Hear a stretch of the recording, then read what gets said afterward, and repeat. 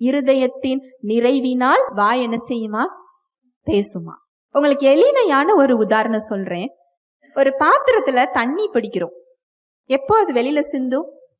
அந்த பாத்திரம் நிறைந்தால்தான் அது கீழே என்ன செய்யும்? வழியும்.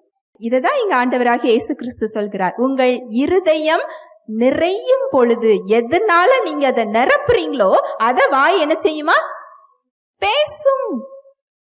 அவருடைய வார்த்தைகளால் உங்கள் இருதயத்தை நீங்கள் நிரப்பும் பொழுது உங்க சூழ்நிலைகள் எப்படி இருந்தாலும் உங்களால் ஜீவனை பேச முடியும்.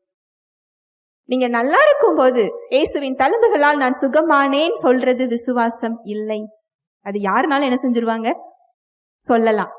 டாக்டருடைய ரிப்போர்ட் எதிராக இருக்கும் பொழுது, உங்க சரீரம் ஒரு வலியை உணர்த்தும் பொழுது, உங்களுடைய பிரச்சனை ஒரு தகவலை சொல்லும் பொழுது, நான் இயேசுவின் தழும்புகளினால் சுகமானேன் அப்படின்னு சொல்லி எதிரான சூழ்நிலையில எப்ப உங்களால சொல்ல முடியும்னா, அந்த வார்த்தைகளால் உங்கள் இருதயத்தை நிரப்பும் பொழுது.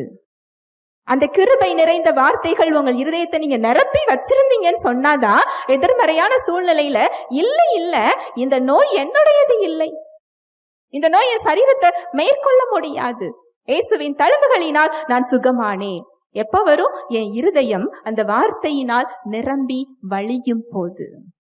ஹல்லேலூயா, பிரைஸ் தி லார்ட்.